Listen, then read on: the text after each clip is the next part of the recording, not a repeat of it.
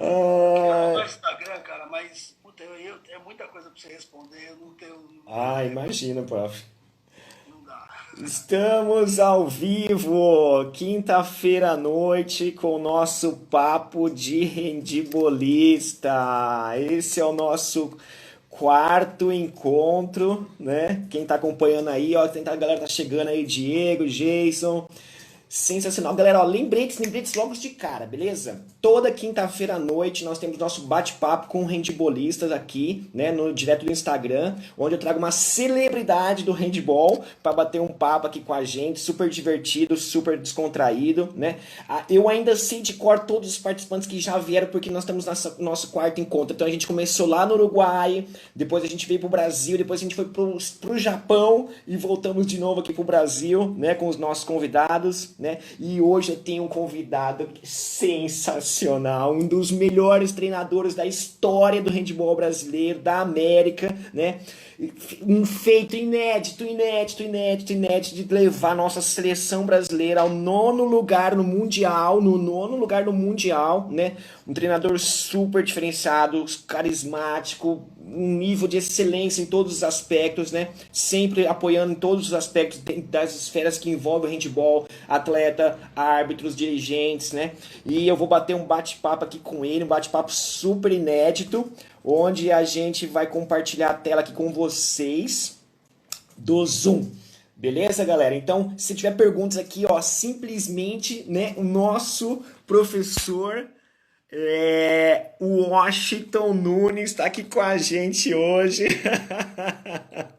Professor, seja muito bem-vindo ao nosso bate-papo com o handbolista, uma celebridade que a gente traz aqui toda semana. E eu estou muito feliz de ter você aqui conosco. É uma honra, né? A gente, quando era criança, lá via os jogos na televisão, né? Depois, eu vou te contar um caso, professor, que aconteceu comigo. Quando eu joguei Campeonato Paulista, em 2001, né? Joguei lá contra o Pinheiros, né? E aí a gente tomou de 42-17, professor. Tomamos uma lavada lá em 2001, prof. E aí a gente acabou o jogo, a gente foi lá, né, no ginásio, no pole, o professor tava dando treino, eu sentei ele na escadinha ali, ó, lembro até hoje. E o professor aí dando orientação pro pessoal, e a gente falou assim, puta, meu, que massa, né, velho? Olha que oportunidade. E a gente tomou 42-17, você tomou uma lavada, né? Mas a gente foi lá depois, foi ver o treino do professor, foi maravilhoso. E eu falei assim, cara, como que o handball é maravilhoso pra gente, né? Hoje eu estou aqui batendo um papo com o professor Washington Nunes, né? Cara, tô muito feliz, tô até meio com vergonha, assim, sei lá, mas tô muito feliz por estar dividindo esse momento com você aqui, viu? Muito obrigado por estar aqui com a gente, tá bom, professor? Ó, com essa sua introdução, você falar que você tá com vergonha, é mentira, cara, que não é possível. Tô rindo até agora, cara, isso é engraçado. Parece um Faustão, mano. É sensacional. Não, mas brincadeiras à parte, eu acho que é sempre importante a gente ter oportunidades, né? O handball sempre precisa de oportunidade, precisa de juntar o pessoal que faz atividade, que joga, que assiste, que torce. E quanto mais espaço tem, melhor. Ainda mais agora, né? No espaço de pandemia, onde as pessoas têm, de uma certa forma, têm um tempo para ouvir, para participar. Então é sempre legal. Eu que agradeço o convite, é sempre um prazer falar de handball. Que demais, professor. Professor, fala um pouquinho como é que chegou, como que foi a trajetória do professor durante esses anos, como é que o professor caiu no handball, o professor já foi jogador, já foi treinador direto, como é que foi o começo da carreira? Conta pra gente, professor. Eu estudava numa escola pública, né, e aí apareceu o professor de educação física, começou a ensinar handball. Todo mundo achava que handball era esporte de mulher, aquela coisa toda, né? Ninguém queria saber. Mas o professor era muito legal e começou a fazer umas coisas, começou a gostar e montou uma equipe da escola para jogar jogos escolares e dali eu morava em Guarulhos e tinha uma equipe que competia, que era chamada Seleção de Guarulhos, né? Que reunia alunos de todo o município para treinar num centro esportivo. E comecei a minha carreira ali, fui jogador do Mirim até o adulto. Guarulhos não tinha adulto, e aí eu fui subindo de categoria e a gente inaugurou o adulto do Guarulhos.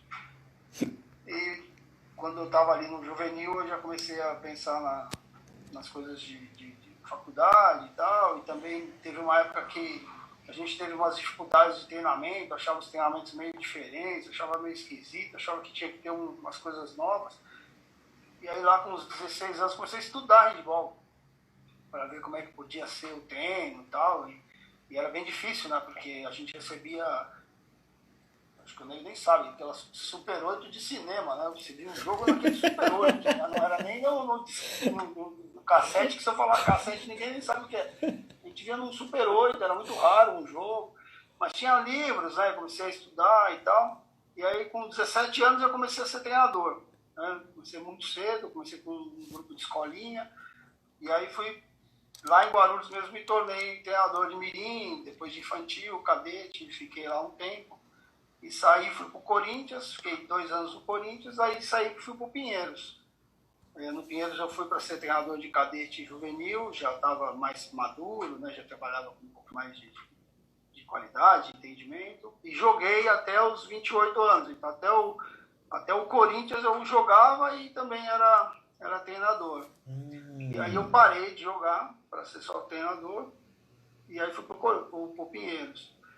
No Pinheiros eu tive algum tempo com essas categorias, depois eu subi para o Júnior e aí teve o Arcílio era o treinador e era o supervisor direto, e aí ele me chamou para assumir o adulto, ele ia ficar só como supervisor, e passado um tempo ele pediu para se afastar, porque ele já tinha feito muita coisa, ele estava querendo parar, e aí eu fui promovido a ser o supervisor e também o treinador do adulto. E fiquei lá até 2001, fiquei de 90 até 2001, daí eu fui para São Caetano, recebi um convite de São Caetano, fiquei em São Caetano até 2016. Né? E aí em 2016, quando eu assumi as funções com a seleção adulta, eu pedi para sair, porque eu não achava justo ficar com o treinador de um clube, porque a gente sabe que no Brasil tem um monte de gente que fala um monte de besteira. Então, se você está num time, o cara quer jogar no seu time, todo mundo vai falar que ele quer jogar no seu time porque ele quer ir para a seleção. E se você convoca um cara do seu time, vão falar que você só convocou ele porque ele é do seu time. Então eu preferi ficar ausente desse tipo de problema e ter autonomia para fazer as coisas. Eu tive com a seleção brasileira, quando eu comecei minha carreira de treinador, eu também fui professor. E aí trabalhei muito, ainda sou professor de educação física, trabalho numa escola em São Paulo, na Escola da Vila, estou há 30 anos nessa escola. Mas eu trabalhava num colégio chamado Magnum, e nesse colégio o supervisor trabalhava com voleibol. E aí eu queria fazer uma observação como era o voleibol e o treinamento do handball, para ver as questões de coisas semelhantes e coisas diferentes. E no fim eu fui acompanhando o voleibol e virei preparador físico do time, junto com ele, porque eu fiquei com as categorias menores. Daí ele foi fazer um mestrado, fui assumir a Liga Nacional, virei o preparador físico do adulto, trabalhei com o Zé Roberto, então, assim, quase que eu vou para o caminho do vôlei direto. Né?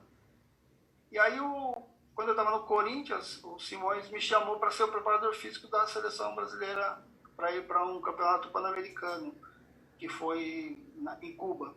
E em seguida a gente foi para os Jogos Esportivos Pan-Americanos em Havana, em 91, e aí eu entrei um pouco nesse circuito de estar junto com a seleção, fiquei até 92, quando foi para Barcelona eu fui cortado, e aí para 96 eu fui convidado de novo, o professor Alberto Rigolo era o treinador, me chamou, e aí a gente trabalhou juntos, eu era auxiliar técnico, e aí voltei para a seleção como treinador da seleção júnior em 89, fiquei até 2003, inicialmente foi o melhor resultado que o Brasil teve, que a gente ficou em 8º lugar em Foz do Iguaçu, e depois disso eu subi para trabalhar com a seleção adulta junto com o Jordi. Fiquei com o Jordi o ciclo de Pequim. Quando foi o ciclo do Javier, eu tive muitos problemas na escola, de muitos trabalhos, muitas coisas novas, e que não estava dando. Nessa época não tinha nenhum recurso financeiro, a gente nunca ganhou dinheiro sendo treinador da seleção, então você ia porque gostava e tal. E aí não deu para conciliar. Então com o Javier eu não pude acompanhar. E quando o Jordi voltou, ele me chamou de volta, falou, putz, queria muito que você voltasse. Eu falei, não, eu vou voltar, porque acho que esse ciclo do Rio vai ser bem legal. E foi um trabalho muito interessante, muito bom. O Jorge é uma pessoa sensacional, meu amigão, pessoal. E aí, quando terminou a saída dele, eu acabei sendo convidado para assumir, teoricamente, no ciclo olímpico, né? E que acabou no Pan-Americano. Então, mais ou menos, resumindo aí um pouco essa história do handball que tem. Prof, parabéns pela carreira, pela trajetória. Nossa, eu tô aqui encantado, eu não sabia de todas essas informações, eu não lembrava dessa passagem do Corinthians, né? E foi muito legal porque alguns árbitros, alguns amigos nossos jogaram no Corinthians, né? Na época que tinha um timaço aí, o adulto, né? O Claudião, deve ter sido o seu atleta, eu acredito, né? E é muito legal porque a gente acaba revivendo, né, algumas passagens que o pessoal sempre conta pra gente e é muito importante a gente estar realmente saber, né, como é que foi o handball, como é que está o handball, como é que foi essa carreira, né, construtiva do professor ao longo desse processo, né? Às vezes as pessoas acham que ver a gente numa condição hoje, acha que foi às vezes da noite pro dia, né, que as coisas acontecem, né? E foram anos de dedicação, de trabalho, né, de abrir mão de muitas coisas, inclusive da nossa família, né, muitos finais de semana, né? Como que o professor vê hoje essa questão do handbolista hoje no Brasil, de ele ter um outro emprego, né? E são poucas pessoas que são privilegiadas de conseguir viver 100% do handball, né? O que o professor acha dessa situação? Como que o professor vê hoje em dia essa situação? Então, na verdade, se a gente traçar uma trajetória aí, lá atrás, né, a gente teve uma época que os clubes eram bastante requisitados para terem equipes. Então, a gente tinha um circuito em São Paulo, dependendo de onde o cara morava, ele podia treinar handball. Então, ele morava ali perto do Corinthians, tinha todas as categorias. Hoje o Corinthians voltou a ter masculino, tem até infantil, então de vez em quando tem cadete, mas nunca salta para o juvenil. Mas já teve adulto campeão paulista, tem campeão paulista, campeão brasileiro, então o Corinthians teve uma equipe muito grande, muito boa. Aí você vinha para Guarulhos, você tinha o Maccabi, você tinha Pinheiros, Bandeirantes, tinha Sírio, tinha Palmeiras, tinha Pinheiros. Então você tinha, de onde o cara morava, ele podia treinar, né? E com o tempo, os clubes, né, de uma certa forma, no Brasil inteiro, sofreram com isso, porque o cara pagava para ir para o clube, pagava para jogar bola, pagava para nadar. Hoje mora no condomínio, o condomínio às vezes tem academia, o cara não vai pagar o clube, então os clubes faliram. Tem um clube chamado Juventus, em São Paulo, que pouca gente conhece, tem um estádio interessantíssimo para assistir o jogo, que é a Rua Javari. Inclusive é engraçado, porque a Rua Javari, os jogos são de manhã, no domingo. E é mais barato você entrar no jogo, porque o que acontece? Lá tem um canole sensacional. Então as pessoas, se tiver que pagar estacionamento, é mais caro. Se você vai assistir o jogo, você para o carro, paga 5 pau para assistir o jogo, aí você compra o canole e vai embora, no meio do intervalo, vai embora, porque já pegou o canole para almoçar no domingo. Mas o Juventus tinha 100 mil associados, era o clube assim, o Carnaval de São Paulo era abarrotado de gente, né? Hoje é um clube muito menos prestigiado na questão econômica, porque perdeu muito sócio e tal. E aí, nesse período pós-clube, ou pelo menos nesse período ainda entre clube e a migração do esporte para as prefeituras, teve um momento bem interessante, podemos dizer assim, entre 85 e 95, talvez um pouco mais, 88 a 99, 2000, que São Paulo, por exemplo, tinha 2 divisões, né? Primeira e segunda divisão, 10 equipes em cada uma competição de um nível difícil, assim, muito competitivo. E o Campeonato Brasileiro era um campeonato, ainda nos moldes do que acontece hoje com as categorias menores. O brasileiro era quarta, quinta, sexta, em chave, 2 chaves, sábado semifinal, domingo final. Esse era o Campeonato Brasileiro. E esse brasileiro foi até 96, 97 e inaugurou a Liga Nacional. Então, faz muito tempo isso, né? E aí você tinha ali Chapecó, você tinha Maringá, você tinha Londrina, você tinha um monte de time que dava uma super equilibrada no poder econômico e no poder competitivo, né? Passado um tempo, esse poder econômico foi bastante reduzido, a Metodista foi criada e passou a ser uma grande potência, com um baita trabalho legal, as categorias menores, o adulto super competitivo, porém também uma equipe bastante estruturada financeiramente que poderia fazer esse tipo de coisa. E ela foi sempre uma referência positiva para que todo mundo tentasse caminhar ali, mas não era muito fácil, né? E com o passar do tempo, as equipes foram perdendo fôlego, inclusive a própria Metodista, que infelizmente acabou e hoje tem São Bernardo, mas que já não tem o mesmo investimento. Então, hoje, os atletas que têm um nível muito, muito elevado e que começaram a ter um destaque bastante interessante nas seleções, eles começaram a ser chamados para jogar fora, uma porque são muito competentes, e hoje, muito pela competência, eles trocam de país e vão para a competência maior, mas no início eles tiveram uma chance muito grande de ir, porque além de ter competência e serem jogadores mais baratos, teve a bolha da Espanha, principalmente, que nessa época a Espanha tinha uma liga talvez tão forte quanto a Bundesliga, as duas competiam ali. E aí a Espanha perde economicamente, entra numa crise gigantesca, os clubes perdem muito dinheiro, e os jogadores que eram de nível internacional que estavam jogando na Espanha começam a ir para outros países, na França, na Alemanha. E os brasileiros passaram a ter a oportunidade de ir para lá. A parte positiva é que esses meninos foram para lá e fizeram um trabalho muito bom. Então aí o cara falou, pô, peraí, vocês são brasileiros, pô, vocês jogam bem, tem mais alguém lá assim? Tem mais alguém lá assim? Tem mais alguém lá assim? E tinha. Então começou aí, gente boa, gente boa, gente boa. Os meninos foram traçando um caminho super positivo e hoje eles escolhem times competitivos, né? Temos o Raniel indo para o Barcelona, o Thiago no Barcelona, o Zé escolhe o time que vai, então tem alguns meninos que estão nesse nível alto, mas esse êxodo que foi positivo, porque deu mais competição para os meninos, deu competição internacional, uma coisa é você... A gente teve a época de jogar a seleção, que você ia jogar com o Bali. Acabava o jogo, todo mundo queria a camisa do cara, queria autógrafo. É o melhor do mundo. Mas a gente não pode querer o autógrafo do cara, a gente tem que jogar, bater no cara e ganhar do cara. Hoje os meninos competem o tempo inteiro com esses caras. Então quando encontro o cara lá, é oba-oba, fala aí, mas vamos jogar. Então não tem mais essa. E aí começa uma coisa muito ruim. Começou aí gente velha, média e jovem. Fica a mandinha parada, outra coisa aí. Pode continuar, Beleza, com a mão. É. E aí a gente tem meninos que estão prontos e meninos que não estão prontos. E estão indo todos, né? E isso é um perigo, porque daí a Liga Nacional perde um pouco o brilhantismo, perde a capacidade de ter esses jogadores aqui.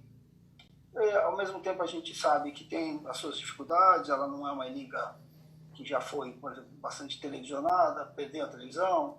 Então tudo isso atenta bastante contra você manter os jogadores aqui.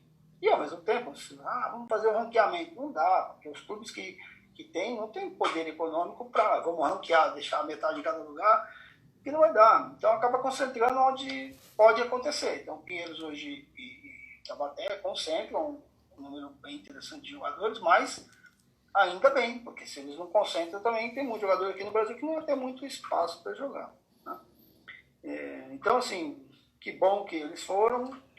A gente torce muito para que, quem sabe, a gente consiga reverter isso, porque a gente pega o voleibol como exemplo. O voleibol é bicampeão olímpico com os caras jogando no Brasil. E a Liga do Brasil é muito forte, né? E cada baita time. E vem estrangeiro jogar na Liga do Brasil, né? Lógico que tem brasileiro que saiu, que sai, mas é uma liga muito forte. Então, meu sonho, por exemplo, é ter uma liga nacional que pudesse não só repatriar esses meninos que estão lá, mas que pudesse dar possibilidade para que os que estão aqui pudessem jogar, né, nesse nível de competição. Porque é muito legal, né? Você vai jogar, você jogou. Você falou que perdeu de 40-12 lá para o Pinheiros, 40-17, tá bom. No seu treino, você entrava no seu goleiro lá, metia uma bola e falava, fiz o gol aí. Quando for jogar lá com o Pinheiros, já não foi igual. Pô, peraí, então tem que treinar mais. Então o que acontece? Se o seu goleiro é bom e você não faz gol, você tem que melhorar. Você começa a fazer gol, seu goleiro melhora. E aí nós vamos todo mundo. Se o goleiro é ruim, você faz gol toda hora. Se pegar um goleiro bom, você faz gol. Se seu time não compete o tempo inteiro com gente de nível bom e fica ali e tal, tudo bem. Não é para você tomar de 40-12 a vida inteira que todo mundo desmotiva, né? Mas aí tem uma série prata, tem uma série bronze, essas coisas que vão se fazendo, e aí você tem que subir. A tendência é que todos possam subir. Um treinador que está como treinador de uma equipe bronze, ele tem que ter ambição de estar na ouro. Ele vai ter que estudar. Talvez ele vai estudar, ele melhora, mas ele não tem jogador, não tem estrutura, mas ele melhora. Então, é isso, né? Todo mundo tem que buscar mais coisas. Então, esse momento do handball no Brasil é bastante difícil, né? Bastante difícil, porque a gente sabe que a gente precisa de inteligência, precisa de formação, de todos os atores, você falou isso, melhorar os hábitos, melhorar os dirigentes, melhorar os treinadores, melhorar os jogadores. Mas se o árbitro não tiver jogo para apitar, e se o árbitro só tiver jogo médio para apitar, fica difícil ele melhorar as tomadas de decisão. Você fala assim, putz, agora faltam 30 segundos, né? Agora pode acontecer e não acontece nada. Então não adianta nada, tem a regra não acontece nada. Bom, agora estão 7 para trazer, mas ninguém põe. Eu não consigo ver isso. Né? Então tem isso. Né? Você vai ter que melhorar todo mundo dentro do aspecto do jogo. E hoje a gente tem um cenário ainda bastante difícil da gente olhar e falar, putz, talvez muito rápido a gente melhora isso, né? Tomara que a gente consiga, né? Que não é muito fácil, né? Professor, um dos grandes feitos que teve no Brasil nos últimos anos foi o Rio 2016, né? A gente teve a oportunidade de estar lá, eu trabalhei também como NTO, né? Oficial da arbitragem, né? Timekeeper, Scorekeeper, e realmente foi uma experiência, assim, maravilhosa, inédita, né? Nós somos privilegiados, né, de estar numa condição muito boa naquele momento, né? Por mais que a gente saiba que existiam milhares de coisas que poderiam ser feitas, né, em prol do handball, né? Mas a gente teve os Jogos Olímpicos e foi maravilhoso, né? Professor, o que mais te marcou nos Jogos Olímpicos, assim, que você fala assim, puta, os Jogos Olímpicos do Rio 2016, cara, não sai da minha cabeça, não sai da minha cabeça. Conta pra gente. Eu acho que algumas coisas do Rio foram sensacionais. A gente não pode deixar de ser crítico, né, e dizer que a gente não estava pronto para fazer uma Olimpíada, que a gente não tinha estrutura econômica para fazer, nem política. Hoje a gente não tem legado olímpico algum, a gente tem um parque olímpico abandonado, então a gente tem que ser muito crítico com isso. Uma outra coisa que eu vou te falar primeiro o ponto negativo, né, para depois falar o que marcou. Um dia desse eu estava escutando uma pessoa, duas pessoas, uma de Barcelona e uma de Los Angeles. O cara perguntou para o cara de Los Angeles, que os jogos foram lá em 84 e vão ser em 2028. Primeiro, o secretário de esportes da cidade. Qual foi o maior legado que a Olimpíada deu? Ele falou, até hoje vem muita criança para praticar esporte. Muita criança. Então, aquilo fez com que os meninos e as meninas de Los Angeles tivessem adesão ao esporte.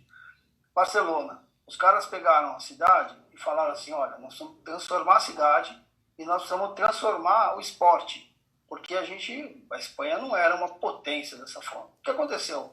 Os caras passaram a estudar de tal forma o jogo geral que os caras ganham a liga de basquete, chega na final olímpica de basquete, tem futsal animal, tem o futebol de campo animal, tem o handball animal, treinador de tudo que é modalidade, os caras estão em tudo que é lugar, os espanhóis, tem 200 caras no top de tênis, então isso foi uma coisa que, né? E a gente no Brasil não teve esse legado, né? A gente não teve legado, né? A gente teve uma estrutura sensacional, que foi o Rio de Janeiro, foi muito legal, eu fiquei bastante orgulhoso em ver algumas coisas no Rio. Alguns orgulhos se decepcionaram depois. Por exemplo, uma arena de handball, meio brincando como Lego, aqui é uma arena, mas depois que acabar, vamos dividir, essa arena vai virar 4 escolas. Falei, que sensacional isso aqui. E a arena está montada até lá hoje, porque ninguém tem dinheiro para desmontar e fazer as escolas. Putz, isso é uma terrível. A infraestrutura foi muito, muito boa, né? Então isso foi muito legal. E a parte acho que a abertura marcou como algo muito sensacional, porque a abertura foi muito bonita, né? Foi muito bonita. Agora, pensando nos jogos, pensando no handball, né? Acho que o ciclo todo foi muito importante, porque a gente deu um salto muito grande com os acampamentos, com as possibilidades de treinar no Brasil e fora do Brasil, fazer torneios, muitos torneios, e aí a gente ganhou da Polônia um ano antes, lá na Polônia, num torneio onde eles estavam se preparando para o europeu. A gente ganhou deles lá. Então a gente veio ganhar deles de novo na Olimpíada, mas a gente já tinha ganhado deles. Então a gente já tinha essa rotina, né? A gente jogou com a Alemanha 2 vezes, e aí veio jogar com a Alemanha aqui. Então, isso foi muito legal. Uma coisa que me marcou muito nos jogos foi o jogo da Alemanha. O jogo da Alemanha foi assim, absurdo. Primeiro que a arena estava sempre muito bonita, né? Sempre lotada. Tinha uma coisa interessante também, né? Porque o handball era o único que fazia o espectador comprava o ingresso e valia 2 jogos, né? Ele podia assistir 2 jogos. Então isso era muito legal. Então a arena sempre muito lotada. E o jogo da Alemanha, primeiro pelo resultado em si, que foi sensacional, foi espetacular, como a gente ganhou, da maneira que a gente ganhou, o que aconteceu. E eu lembro de 2 coisas, quer dizer, eu lembro de 1 milhão de coisas, mas 2 coisas são muito marcantes, né? No início antes da preleção, a gente dividia algumas tarefas, eu e o Jordi na preleção, e ele sempre pedia para que eu fizesse a parte de motivação, né? E o Mike é um menino sensacional, um menino fora da curva de maravilhoso. E ele é um menino que a gente respeita muito, ele é evangélico e a gente respeita isso. E eu não sei porquê, cara, tava passando um rock, e ele tava escutando rock, e ele, né, eu falei, cara, que da hora, né, meu, que legal. Esse é um pouco da diversidade do Brasil, né, porque... E aí, na hora de falar com os caras, eu comecei a falar isso, falei assim, cara, que puta louca, o cara é evangélico que tá curtindo puta rock, mas a gente tem que entrar lá e ganhar dos caras, puta, e a gente ganhou, né, então isso pra mim foi sensacional. E quando acabou, eu sentei no vestiário, cara, eu não tinha energia mais. Fiquei sentado ali uns 10 minutos que eu não conseguia falar, morto, mas assim, de uma satisfação gigantesca, porque foi realmente um jogo muito legal. Uma outra coisa que marcou os jogos foi um problema que a gente teve, né? No término da... A gente se preparou para todas as possibilidades dos jogos.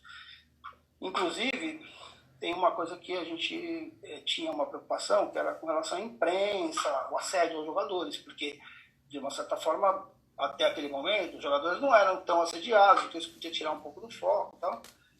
E a gente pegou e foi treinar fora, inclusive a gente treinou com a Dinamarca. Na Dinamarca, um pouco antes de entrar na Vila, a gente meio fugiu, né, para sair dessa coisa e tal. E foi um torneio muito legal que a gente fez na Dinamarca, porque a gente jogou contra a Dinamarca, um primeiro jogo com televisão, e a gente empatou o jogo. E aí o segundo jogo contra a Dinamarca, a gente fez com portões fechados e foi muito legal. Aliás, com a Dinamarca, a gente fez 3 ações muito legais. Essas 2 lá e uma nos Jogos Olímpicos. A dos Jogos Olímpicos já conta. A gente fez um tempo, o tempo inteiro era 7 contra 6. A gente combinou, né? Então assim, os 2 times tinham que atacar 7 contra 6 para treinar isso, né? E o segundo tempo foi livre. Então isso foi bem legal, porque a gente usou realmente aquele momento para treinamento. Isso foi muito legal. E com a Dinamarca aconteceu aqui no Brasil, a gente fez uma outra coisa muito legal, que foi, a gente fez 4 tempos de 12 minutos, sendo que o primeiro tempo de 12 minutos tinha arbitragem, se não me engano foi o Nilson Rogério capitão no jogo, na verdade não era um jogo, era um ataque contra a defesa, não tinha contra-ataque, e aí tinha só o tempo, né, do jogo, e aí apitava tudo, falta de ataque e tal, só que se você fizesse o gol, não, a próxima bola era sua e você continuava ali. E quem não estava na defesa, eram alguns jogadores da Dinamarca, e quem também não estava no ataque, alguns do Brasil, ficavam arremessando do outro lado. Então quem estava na defesa da Dinamarca, quem estava no gol da Dinamarca, os goleiros da Dinamarca. Então quem estava lá de cá, os goleiros do Brasil, alguns jogadores do Brasil e os outros todos da Dinamarca chutando no goleiro do Brasil. E depois a gente trocava, então a gente ia para a defesa e aí chutava no Mike. Então, pô, foi muito legal, tá tendo conjunto, isso foi bem, bem legal. Agora, eu acho que tivemos um momento ruim, que foi entrar na Vila, protegido, com tranquilidade, e aí a gente foi fazendo partidas muito boas, né? E de repente a imprensa pegou os meninos. E aí foi um momento difícil, porque deu uma certa desconcentrada, né? Isso estava perigoso e a gente perdeu um jogo para a Suécia de 11 gols. Né? Para quem estava classificado e tal, no jogo da Suécia perder em casa de 11 gols não foi nada bom. E esse momento foi um momento muito difícil, e aí a gente deu uma super sentada, fizemos um trabalho lá, fizemos uma dança indígena, sabe? Uma coisa meio todo mundo junto e tal, no fim juntou todo mundo de novo. E com a França foi um baita jogo, né? A gente jogou com um time que era campeão do mundo, campeão europeu. 45 minutos de jogo equilibrado, né? E aí o cara batia no final, resolveu jogar mais do que devia e acabamos perdendo o jogo. Mas assim, essas coisas foram muito marcantes para mim e acima de tudo ficou marcante o salto que esse grupo conseguiu dar internacionalmente, né? Então, muito claro ali, a gente já tinha dado esses saltos, foi em 2013 e 2015, tinha perdido 2 oitavas de final, né? Uma para a Rússia e uma para a Croácia. O da Rússia foi terrível, porque a gente perdeu por um gol em 2013. Nossa, Quando verdade. acabou o jogo, você ficava pensando assim, se tivesse as quartas, a gente não sabia quem ia jogar, porque estava todo mundo acabado fisicamente. O jogo foi muito duro, o campeonato foi pesado e os meninos estavam num nível de desgaste físico muito elevado. Já em 2015, no Catar, a gente perde de 1 gol para a Croácia, mas sabe quando termina e você fala, cara, a gente tinha time para jogar até a final, que estava todo mundo no nível já de um desenvolvimento muito bom, muito, muito legal, né? E esses saltos foram dados, né, ao longo desses períodos, mas acho que nos Jogos Olímpicos marcou um salto bem grande, né? E acho que isso deu uma satisfação muito grande, né? Terminado os jogos para todo mundo. É lógico que, pensando um pouco em Brasil, muita gente sabe que no Brasil ser segundo é ser primeiro dos últimos. E a gente vê aí países do mundo que o cara fica em terceiro, quarto, chega, tem 100 mil pessoas para receber os caras, né? Entende o esforço, entende o que o cara alcançou, né? 210 países do mundo, você chegar em terceiro, você chegar em quarto, é uma coisa bastante legal. E aqui no Brasil, então, a gente foi sétimo na Olimpíada de 12, né? Mas todas as Olimpíadas que a gente jogou, a gente foi 12, 11, 12, 11, 10. Putz, agora chegou em sétimo, cara. É um baita Porra! salto, né? Então, acho que isso marcou bastante os Jogos Olímpicos. É.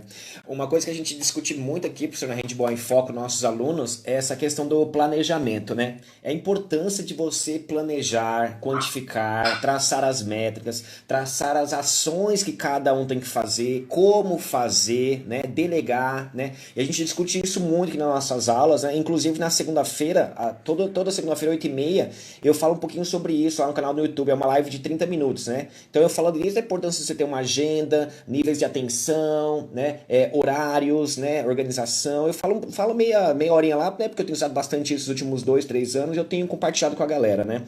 E pensando nessa questão do planejamento, que o professor falasse um pouquinho como é que foi esse planejamento, né, para o último Mundial, que a gente conseguiu aí um feito também inédito, né, o 9º lugar, né, numa competição que as pessoas falam que é muito mais forte, né, do que a própria Olimpíada, né, é uma outra competição, com uma outra características, com muito mais clubes europeus, né, muito mais clubes com tradições a nível internacional, né, e eu queria que o professor fizesse desse algumas sacadas, algumas dicas em relação à questão desse planejamento, né, que foi feito para a gente atingir esse objetivo aí, que foi inédito para nós brasileiros e foi um motivo assim, de muito orgulho para a nação handbolista aqui do Brasil, né?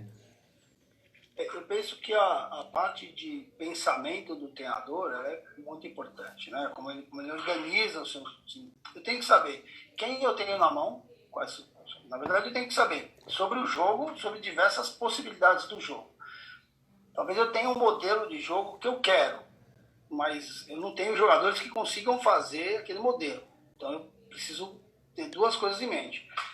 Modifico o meu modelo temporariamente ou treino a beça os meninos para que eles se apropriem do modelo. Isso é uma coisa bastante importante.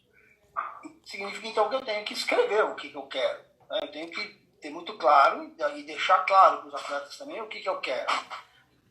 E evidentemente que daí eu tenho que colocar quais são os meios que eu vou fazer isso, de que maneira eu vou utilizar as ferramentas que eu tenho. Eu vou tentar trabalhar isso dentro de um ciclo. Para quem fez educação física sabe o que é mesociclo, macrociclo, microciclo. Você vai ter que estabelecer ciclos de trabalho. Não necessariamente aquele ciclo que a gente fica falando de ciclo físico, né? Aqui eu vou dar uma carga alta, lá eu vou dar... Porque você chega imagina, você falou que trabalhou com futebol, preparador físico de futebol, se trabalhar ó, a gente vai chegar no máximo lá, tá morto, porque você joga Copa do Brasil, Campeonato Brasileiro, Campeonato Paulista, você joga toda hora, então você tem que fazer ali, ver com chance, né? Você leva 70% o ano inteiro e todo mundo vai. Então, e aí, ao mesmo tempo, se você pensar, por exemplo, na NBA, os caras têm preparador físico particular, né? O cara vai, o Shaquille O'Neal tinha um preparador de lance livre. Não sei se alguém lembra disso. O Shaquille O'Neal, todo mundo marcava ele para fazer falta para ele chutar o lance livre. Ele errava, né? Então, ele tinha um personal de lance livre. Então, quando você planifica as ações que você quer, de uma certa forma, você otimiza o tempo. No clube, ou na escola, de uma certa forma, você tem um tempo maior para fazer isso. Você tem mais tempo, ainda mais no Brasil. A gente joga muito pouco, os clubes jogam pouco, as escolas jogam muito pouco. Se você for olhar aí, no final do ano, tem jogador que jogou 12 jogos. Um jogo, nem dá um jogo por mês, né? Um árbitro. Pô, o cara pitar um jogo por mês, cara, mas esse cara vai melhorar, né? E aí, na seleção, não. Na seleção, você tem um tempo muito curto, muito mais reduzido. Você tem que ter uma certa habilidade, ainda mais aqui no Brasil, porque se você tem um ciclo como a gente teve de Rio, você tinha 4 anos planejado. Você tinha um planejamento, evidentemente que todo o planejamento deve ser flexível, né? Aqui nós vamos jogar um torneio. Tá lá, nós vamos jogar um torneio, não sei aonde ainda. Nós estamos em 2012, em 2015 nós vamos jogar um torneio. Nós precisamos jogar um torneio. Onde vai ser, contra quem, não sei. Mas, conforme o tempo vai chegando, você vai tentando, aí você é convidado, você convida, alguma coisa assim. E no clube é a mesma coisa, né? Você pode fazer coisas, mas na seleção sem verba, como a gente teve, que a gente perdeu o Banco do Brasil, perdeu os Correios, então teve algumas datas de IHF que a gente não conseguiu trabalhar, que foi bem difícil. Então, você tinha que ter um planejamento para os ciclos que você, evidentemente, ia ter e otimizar ao máximo possível isso. Para o Mundial de 2019, a gente teve um problema, que foi realmente a diminuição de verba, mas a gente teve um apoio muito legal do Comitê Olímpico para o treinamento antes do Mundial. Então, a gente negociou com os meninos. Eu sempre falo muito isso. Os atletas foram muito responsáveis por tudo que a gente fez, porque eles compraram muitas ideias que a gente discutiu. Então, a moçada, é Natal e só, no novo vai treinar, vai viajar dia 26, então dia 25 cuidado com o que vai comer, com o que vai beber, porque dia 26 nós estamos viajando. Chegamos na Noruega, descemos no avião, tinha neve para os 4 lados, tinha um aeroporto aqui e do lado tinha um hotel. Então, o que tinha era isso, não tinha mais nada. Então, a moçada já é folga. O cara folga e ficava dentro de casa, não tinha o que fazer. Tinha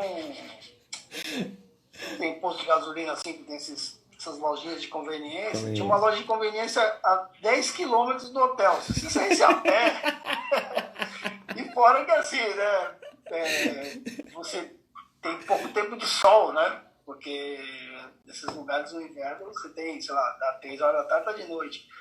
Então, os meninos foram assim de uma dedicação sensacional. A gente planificou o treino físico, planificou o treino tático-técnico, planificou ações coletivas emocionais ali, como a gente podia lidar com algumas coisas.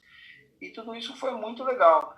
Então a gente se preparou muito bem e a gente teve um torneio na Dinamarca. Esse torneio foi meio um divisor de águas, porque ali a gente conseguiu ver o quanto a gente avançou e o quanto a gente ainda precisava corrigir. Então a gente treinou do dia 26 de dezembro até o dia 3 de janeiro. A gente jogou 4, 5, 6 e foi para a Alemanha, treinou 7 a 11 para jogar dia 12. Então a gente teve realmente um tempo muito grande de treinamento, 2 treinamentos por dia, treinamento físico, tático e técnico, vídeo pra caramba, né? Vídeo individual, vídeo de finalização, vídeo de goleiro, vídeo de adversário, vídeo nosso, vídeo de montagem. Montava e mandava por WhatsApp para os meninos. Momentos que a gente tinha coletivo para discutir plano de jogo, discutir cada coisa. E foi muito funcional. E no Mundial, o plano de jogo foi muito bem aceito. Eles topavam todas as coisas, né? Tem até uma história de uma ação que a gente fez contra a Polônia, perdão, contra a Croácia, que tinha uma ação que quem fazia, tinha muitas equipes universitárias que davam o nome de Coca-Cola para essa bola, né? Que tinha um pivô que ficava entre segundo e terceiro de um lado e o central caía em segundo e terceiro do outro. Quando a bola vinha para cá, esse pivô bloqueava e o cara corria para receber a bola ali. É uma bola mais velha que handebol. Só que, como eles jogavam 5-1 e um 5-1 que o avançado não abaixa, o espaço de deslocamento do terceiro jogador era muito grande. Então a gente fez uma adaptação a uma bola que a gente fazia, que é uma tabela do central com um pivô, que um corre para um lado e um corre para o outro. A gente transformou em um correr para um lado e um correr para o outro, os dois correndo reto. E aí o central é que fazia o bloqueio para o pivô. E a gente tem um Valadão que entrou para fazer esse bloqueio, que era um cara muito pesado, e o cara não deu conta do bloqueio. O Tchê entrou sozinho e fez o gol. Ou seja, você vendeu uma Coca-Cola para os caras desse nível, e eles acreditarem, comprarem a Coca-Cola e fazerem no jogo e fazer gol, é porque o nível de comprometimento estava muito alto, né? Porque assim, você não vai falar para fazer uma coisa dessa achando que não dá. Ó, moçada, vai fazer por causa disso, só que acontece e tal. Mostra no vídeo, faz no treino, edita o treino, mostra de novo. Aí no jogo você fala, ó, Coca-Cola, boa, gol. Eu falo, cara, quantos gols a gente fez? Um. E o outro a gente tirou o cara 2 minutos. Então, cara, 2 vezes no jogo e ela foi super produtiva. Ou seja, eles compraram várias coisas, né, do que a gente falou. E, evidentemente, que era um time que tinha muito repertório estabelecido desde 2012. Né? Eles vêm crescendo dentro de um modelo de jogo. A gente deu continuidade a esse modelo. A gente tinha um 5-1 como uma premissa muito importante, que é marcante para todo o trabalho dessa geração e também para os acampamentos, que é uma defesa muito antecipativa. E a gente começou a transformar o nosso 6-0 em defesa antecipativa também. E, inclusive, a gente fez um 5-1 com o Thiago de avançado, né? Então, que foi contra a França. E, Thiago, você pode ir de avançado? Vou, pode me pôr. Então, assim, sabe aquela coisa, pô, eu não vou fazer, nada disso, estava tudo. Então, acho que você soma todas essas possibilidades, uma comissão técnica muito criteriosa, né, com meninos que... A gente vai para o Mundial, as pessoas às vezes não entendem, a gente não passeia, a gente não conhece nada. Eu fui 5 vezes para a França, conheci a Torre Eiffel dentro do ônibus. A gente fica editando o nosso adversário, nosso treino, nosso jogo, e vai 3, 4, 5 da manhã, vai dormir, vai dar 7, 8, vai dar tempo. Então você volta de lá. Né? No jogo da Croácia, que a gente ganhou, cara, eu fui pro vestiário passando mal, eu fui pro hospital. Tava com arritmia, fiquei louco. É muito louco, porque, pô, de vomitando naquela que não foi normal. Então foi sensacional. Lá o cara falava, cara, não tem nada. Falei, não, vamos tirar sangue, tira sangue, mas não tenho nada. E aí o cara, você não tem nada, pode ir embora, tá bom. Aí eu cheguei no hotel, sei lá, era 1 da manhã, e os caras entraram no meu quarto, entrou o Hélio, entrou o Diogo, entrou o Gustavo, cataram o celular, cataram tudo, você não vai fazer nada agora, você vai dormir. Não. E o médico me deu um remédio para dormir. Eu falei para ele, eu não preciso de remédio, cara, eu preciso de horas. Se me dá horas, eu durmo. Eu não tenho horas. Não adianta você me dar um remédio, eu não vou tomar remédio. Então acabou sendo isso, né? Um pouco da loucura que a gente faz, mas que não valeu muito a pena, né? Foi um campeonato... O jogo que mais me marca, não com tristeza, mas assim, sabe, aquilo faltou um pouquinho, foi o jogo da França, porque se a gente perde com a França de 2 gols, com muita chance de ganhar o jogo. E o goleiro da França faz um jogo de muita defesa, né?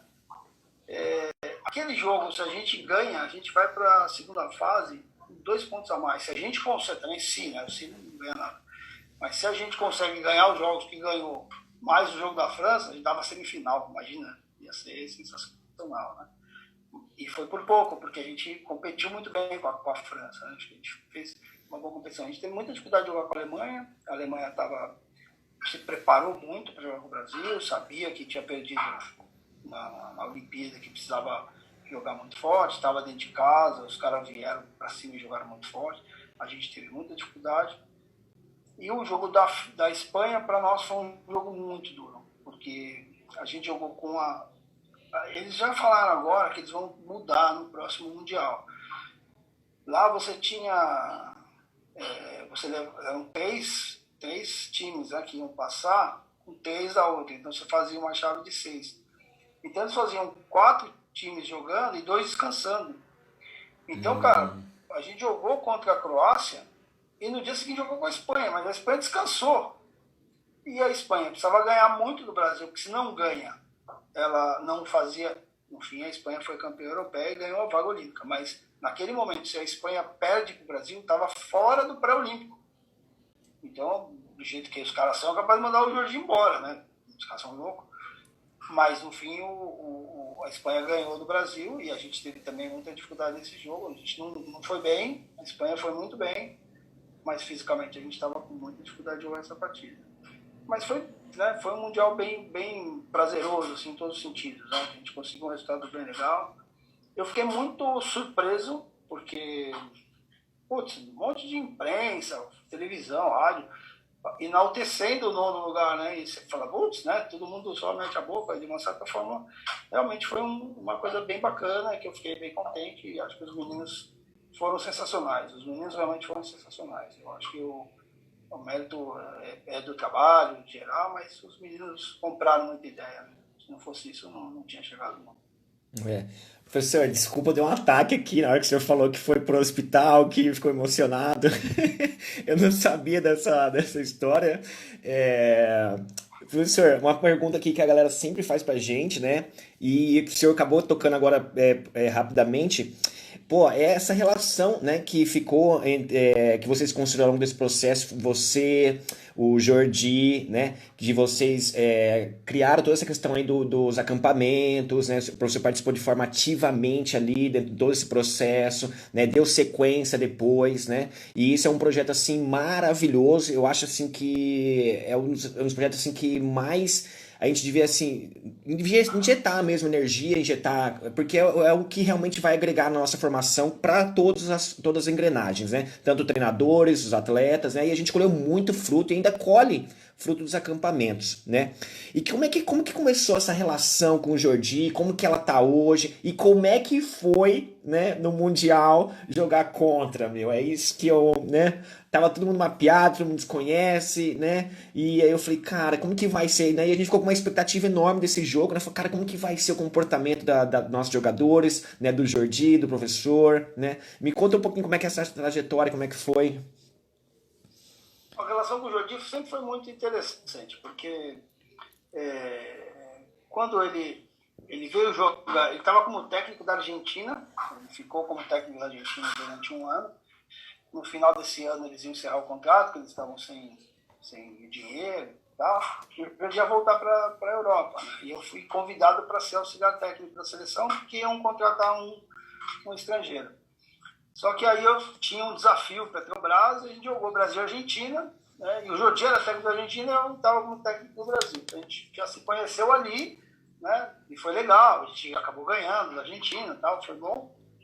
E aí, em seguida, ele apareceu, contratado, tá? A gente sentou para conversar e aí eu já abri um caderno gigante, falou assim, ó, o handball funciona assim, assim, assim, tem aqui, assim, esse cara faz aqui, que eu mostrei um pouco para ele as coisas, e a gente estabeleceu ali um primeiro contato, né?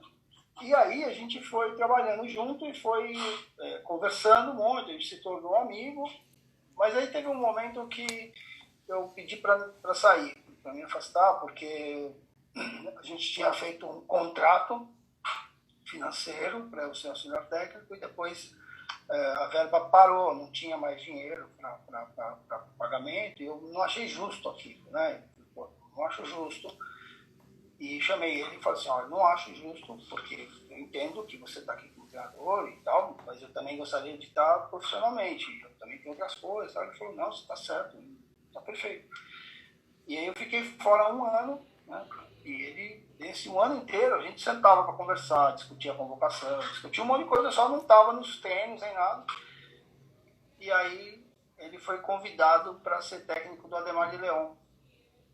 Assim que acabasse, né?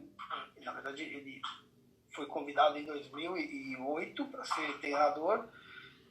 E aí ele me ligou e falou, eu falei com o presidente aqui, ele falou que me libera para ir para a Olimpíada, mas eu só vou se você for o segundo, senão eu não vou.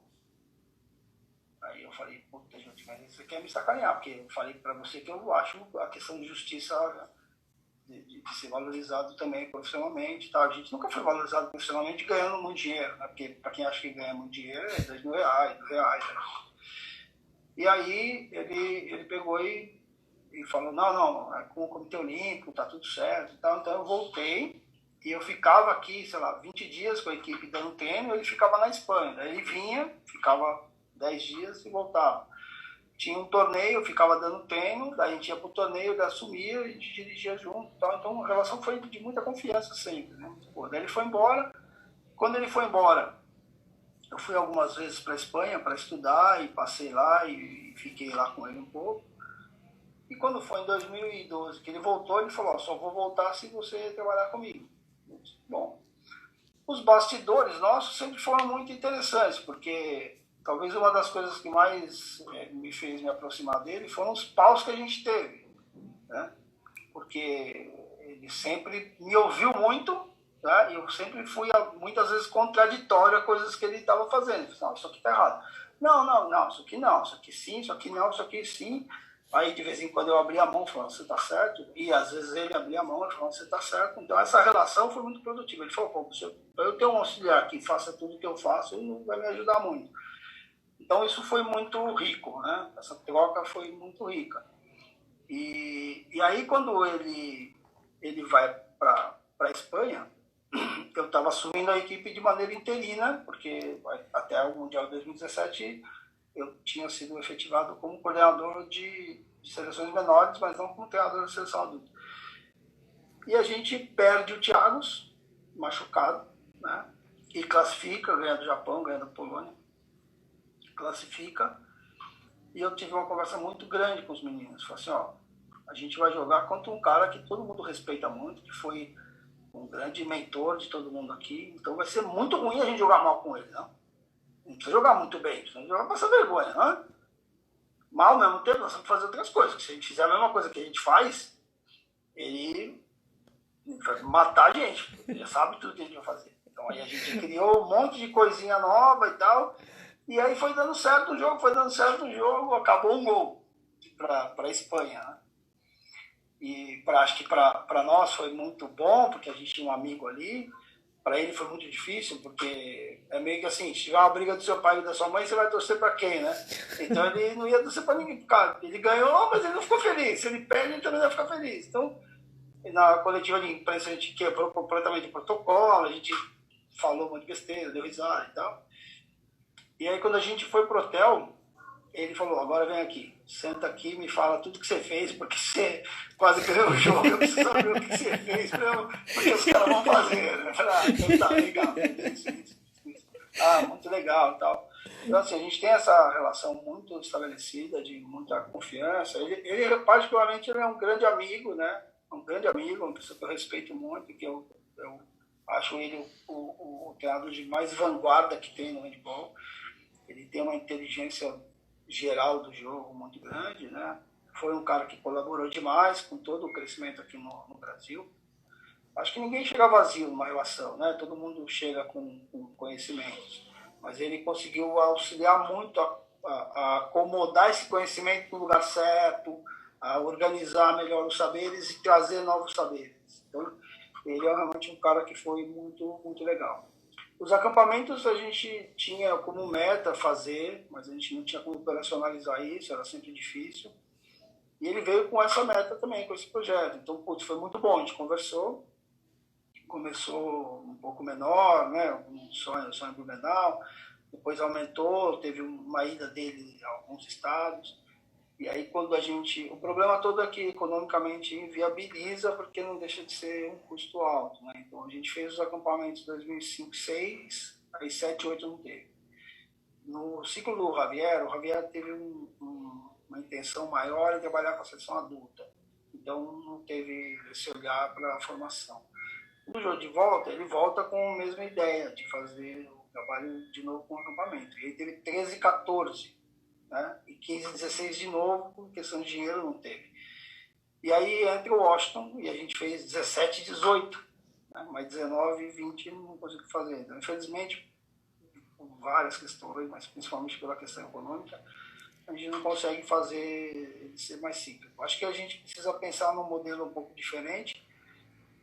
A confederação está tendo aí uma mudança, tinha um presidente que foi afastado, entrou um vice-presidente que foi afastado e voltou o presidente que era o presidente eleito. E agora essa presidência está querendo antecipar as eleições, né? E acredito que vai conseguir. Essas eleições estavam previstas para fevereiro do ano que vem, elas devem acontecer em setembro. E com isso o presidente novo deve poder, junto com o presidente atual, organizar tanto politicamente quanto economicamente e todo o planejamento estratégico para o próximo ciclo. Então eu penso que esse grupo pode olhar para o acampamento e tentar ver um novo modelo, sabe? Porque, por exemplo, depois que acabou, eu não querendo que o acampamento morresse, eu conversei com alguns lugares. Eu fiz acampamentos em 4 lugares, um atrás do outro. E tinha muita gente querendo que eu fizesse. Eu fiz em Rio Claro, que foi o primeiro. Daí de Rio Claro a gente fez um Hércules em Guarulhos. Fui para fazer com um feminino, né, em Mogi, que é um modelo masculino, não é modelo masculino, é um modelo de jogo que tem defesa antecipativa. E o Bruno comprou a ideia, queria colocar lá, a gente falou com as meninas. E foi muito legal, porque as meninas também conseguiram, você inclusive participou de lá, né? E aí eu fui para Carajás, no Pará, e foi muito legal também. E tinha, assim, muita gente querendo conhecer o acampamento. Então é possível, né, de repente, em algum momento, essa gestão atual, mais a gestão que vai entrar, ter um momento de pensar no planejamento, seja com o Rocha, seja com qualquer outra pessoa, mas que dê um carinho para essa atividade, porque foi o que você falou. Para quem não conhece o acampamento reúne alguns treinadores mais maduros, que têm uma vivência maior com o modelo de jogo, e muitos treinadores jovens, né? Então a gente acaba fazendo uma grande formação desses treinadores. E não é só formação intelectual, de você estudar e tal, mas é de entender o que vai fazer e aplicar. Então vai lá, põe nos meninos, e aí tem sempre um formador que vai falar assim para ele: ei, isso aí tá muito bom, ei, isso aí tá tudo errado, muda que você entendeu errado. Ah, entendi e tal. Então, ao longo de 10 dias, o cara tem um pós-graduação de handball. Tivemos alguns momentos, inclusive com um curso internacional de arbitragem, né, que foi muito legal. Em alguns momentos a gente consegue ter árbitros para apitar os jogos, que para os meninos é bastante rico. Algumas palestras com os árbitros falando sobre arbitragem, você inclusive falou com as meninas, que foi bem legal. E aí a gente agrega fisioterapeuta, preparador físico, nutricionista. Então tem um monte de gente que entra nessa atividade, que dá um ganho muito grande de cultura geral do jogo, né, da cultura do handball, e de colocar mais pessoas envolvidas. Eu acredito ser um dos melhores caminhos que a gente tem. A gente precisa dar um jeito de não ser tão dependente de ser uma coisa muito cara, né? Por exemplo, hoje a confederação tem um centro de treinamento. Às vezes você trazer as pessoas, pagar diária, pagar para ficar em hotel, pagar para ficar, é mais caro. De repente já tem o centro de treinamento, já não vai pagar diária, mas tem as outras coisas que envolvem, que tem custos que precisa otimizar isso. Se conseguir, dá para fazer todo ano, que eu acho bem legal, mas eu ainda acho que agora o próximo passo seria: a gente teve acampamentos estaduais, né? Mas ele saiu diferente do que eu imaginava. Eu imaginava que ele fosse em todos os estados no ano, e no ano seguinte ele fosse em todos os estados novos, que daí você faz uma formação de treinadores, volta no seguinte para saber como foi a aplicação, a evolução e tal. E, na verdade, por questões econômicas, o Brasil foi dividido pela metade, no primeiro ano metade, e na outra metade. Eu acredito que, além dos estados, seria legal ter um acampamento regional, que o nome era regional, mas, na verdade, ele era estadual, né? E imagino que ter uma na região norte, você diminui deslocamentos, mas você concentra mais, de novo, né? Além de concentrar no estadual, mais uma vez, com meninos de nível mais alto, aquela coisa de um puxa o outro, e depois para o nacional. Então, você teria um acampamento estadual, um regional, 5 regiões, mais um nacional, seria alguma coisa bem legal. Então, acho que esse é o caminho. Tomara que eles consigam achar um mecanismo para que isso funcione. Entendi. Professor, estamos chegando aqui na nossa reta final. A bate-papo de bolista é muito legal, porque Falei você... muito, desculpa aí. Não, imagino que você se envolve. Faltam 26 segundos aqui para acabar o nosso tempo. Tem um reloginho aqui já piscando. Galera, eu vou encerrar aqui a live e eu vou voltar pra gente fazer nossas considerações finais, tá bom? Então, quem tá aqui com a gente, tem 10 pessoas agora, professor, nesse exato momento. Fica aqui com a gente vai voltar e a gente vai fazer nossas considerações finais aqui junto com o professor, né? Bate-papo de handbolista. Olha lá, campo, né? Professor, vou fazer mais uma pergunta, né? Depois a gente faz as nossas considerações finais. O pessoal tá voltando aqui, né? Queria que o senhor deixasse uma mensagem, né, para os nossos handbolistas, né? E nós estamos vivendo um momento agora assim atípico, né? Acredito que a gente nunca tenha vivenciado uma situação como essa, né? Da gente estar isolado na nossa casa, da gente estar às vezes não conseguir fazer o nosso trabalho, pessoas estamos vivendo uma situação assim bem que a gente que requer muita energia, muita concentração para a gente voltar realmente aí numa situação melhor, né? Então a gente está passando hoje por um momento assim inédito na vida de todos os brasileiros, né? E para nós handbolistas isso tem, acho que afetado bastante, né? Porque a gente tem o nosso calendário é um pouquinho diferente, é um pouquinho mais enxuto, a gente já não tem aquela quantidade de jogos que a gente tem, né, em outras modalidades, né? E agora pode ser que a gente demore aí mais 2 meses, quiçá algum tempo mais, né? E quando a gente voltar, a gente vai ter um período curto, acredito, de jogos ali em 2, 3, 4 meses, o que a gente poderia fazer em um ano, né? Então a gente está criando uma expectativa, criando uma ansiedade aí que a gente teoricamente não sabe como que vai proceder nos próximos dias, nos próximos meses, né? Professor, eu queria que o senhor falasse sobre isso, né? Como que a gente vai agora? O que o senhor está achando que vai ter nos próximos meses, próximos dias, né? Deixar uma mensagem aí pro pessoal que está em casa, está assistindo a gente, né? Queria que o senhor falasse sobre isso. Bom, antes da gente prever qualquer coisa, acho que o mais importante, a gente sempre fala para os meninos do acampamento isso, e acho que agora serve para cada treinador, serve para cada árbitro, né? A gente fala para o menino, quem é o seu primeiro treinador? Aí ele fala, é o João, quem é o seu primeiro treinador? Não, foi o treinador da escola. Quem é o seu primeiro treinador? Aí alguém fala assim, eu mesmo, é ele, você mesmo. Você é o seu primeiro treinador. Evidentemente que o treinador da escola foi o cara que colaborou muito com a sua formação, do clube também, etc. Mas se ele te desse um monte de informação e você não tivesse a fim de fazer, você ia fazer mal feito, você não ia chegar onde você chegou. Então o primeiro treinador de cada um é você mesmo. Então se o cara tá aí parado e árbitro e ficar rolando dentro de casa e engordar, ele quando voltar vai estar pior. Vai ter que fazer atividade dentro de casa. Não dá para arremessar a bola no gol, não dá para fazer coisa, né? Mas dá para se manter bem condicionado fisicamente, dá para assistir jogo pra caramba, dá para tentar mudar a cultura da visão do jogo, porque às vezes a gente vê um golaço e fala, nossa, que golaço. Vê um pouco atrás, aquele pivô estava ali, por isso que ficou desse jeito, por isso que o cara fez o golaço. Né? Olha que defesa legal que o cara fez, mas por que o goleiro defendeu dessa forma? Ah, porque jogou taticamente, chamou o cara para chutar a bola aqui. Né? Aí o árbitro, putz, o cara pitou uma bola, mas essa bola é difícil. Volta lá, volta 3, 4 vezes, vê se você concorda. Às vezes você pode até discordar, porque o cara apitou e apitou, mas às vezes você pode falar, não, meu ponto de vista é outro. Então, talvez se manter dentro do jogo é a parte mais importante, porque a gente vai perder, não é nenhuma vantagem para ninguém. Mas se existe uma coisa que a gente pode dizer que não é vantagem, mas que é igual, ninguém está fazendo mais e outro está parado. Está todo mundo parado. Né? Então, ninguém está tendo vantagem. Ah, não, aquele time lá treina pra caramba, o meu não tem. Eles vão ter vantagem. Não, ninguém tem vantagem, está todo mundo igual. Qual vai ser a diferença quando voltar? Os jogadores que estiverem mais preparados, tanto fisicamente, quanto emocionalmente, intelectualmente para o jogo, a mesma coisa os árbitros, a mesma coisa os treinadores. Então, investe esse tempo na sua melhora cognitiva, na sua melhora física.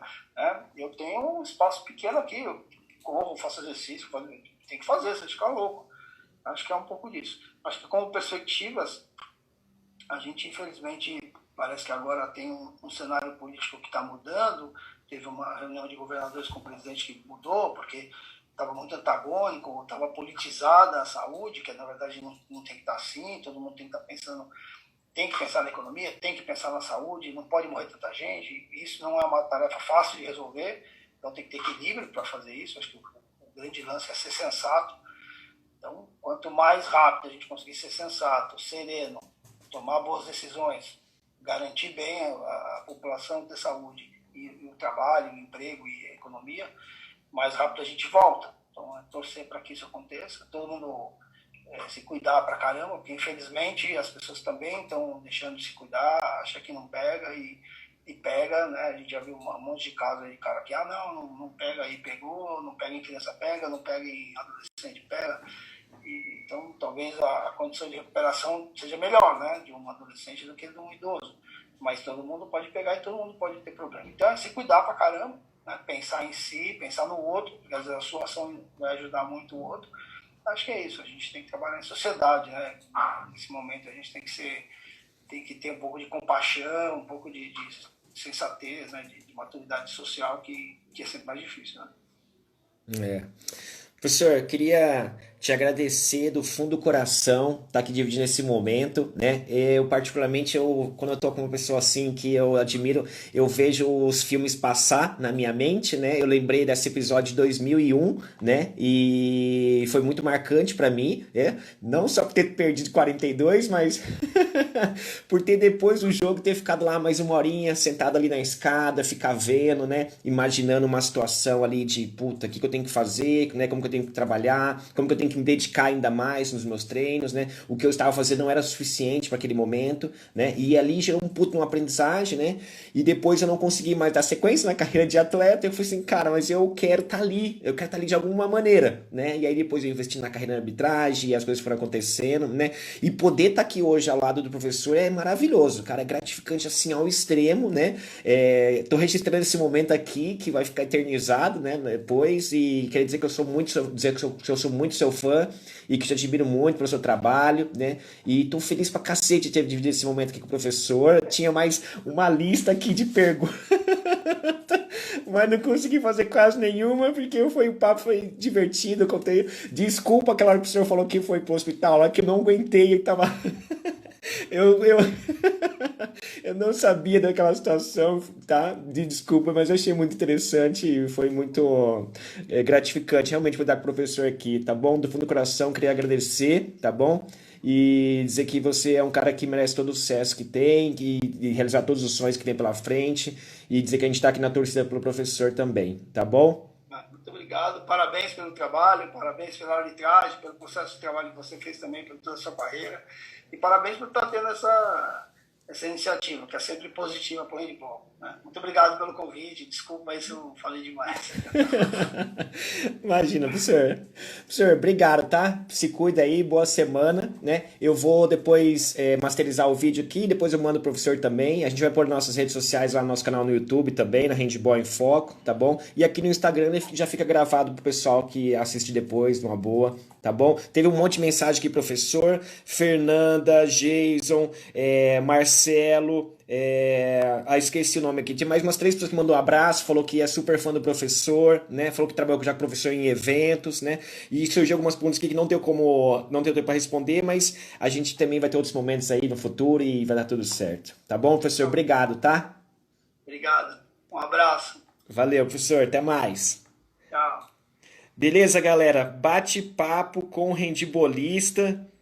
Toda quinta-feira à noite nós temos uma celebridade aqui do handball para estar com a gente, tá bom? A live vai ficar gravada aqui, aqueles que não puderam assistir ao vivo com a gente aqui, depois assiste lá com calma, né? E depois a gente vai estar colocando ela no YouTube também, tá bom? Então, boa semana a todos. O jogo não acabou, galera. Vamos se cuidar, vamos prevenir, né? Que nós estamos num momento aí muito importante para todos nós, de consciência, de sabedoria, para a gente estar se cuidando realmente, prevenindo, para a gente voltar numa situação muito melhor depois, tá bom? Grande abraço a todos aí e a gente se vê no próximo papo de handbolista. Valeu? Abraço!